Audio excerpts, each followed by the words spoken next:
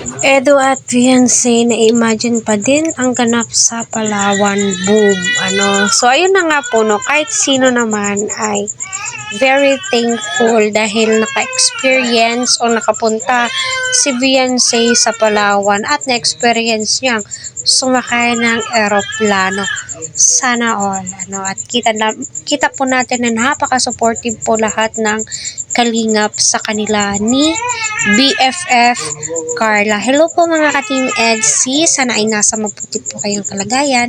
Patuloy po nating suportahan ang mag-amang Good Samaritan na si Kalingap Rab, Kuya Val, Kalingap Eds at ang buong team. Huwag po natin skip ang kanilang ads. Ako lang ba yung hindi maka-move on sa pa-champagne ni Edu pag tanday or paglagay ni Fiancé ng kanyang ulo sa balikat ni Eds.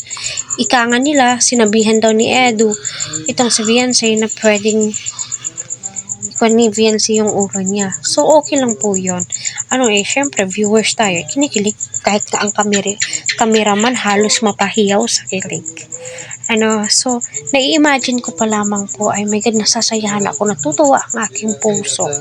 Kasi kita po natin kung ano o sino po talaga itong si Fiancé. So, na-express ni Fiancé ang kanyang sarili sa pamamagitan po ng kanyang kasuotan. Kasi minsan, nakikita po natin ang isang babae base sa kanyang kasuotan, kung sino po talaga siya.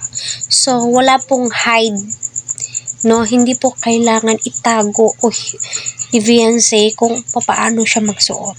Kaya mas lalo po siyang minamahal at mas lalo po siyang sinusuportahan ni Kalingap Eds. Pansin nyo, halos si Kalingap Edu na po yung pumili ng damit na isusuot ni Fiancé bilang supporters po.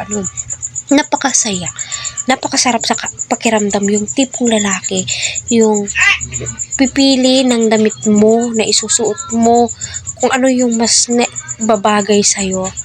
So, dyan mo masasabi na napaka-supportive ni Edu sa lahat ng bagay o sa lahat ng gusto ni Fiancé. Hindi niya po hinahadlang, my God, huwag kang magsuot ng ganyan kasi nga, kita yun, napaka-sexy mo, ganito, ganyan. Diba? Pero, sinusuportahan niya nga po, nakakatuwa yung ganon.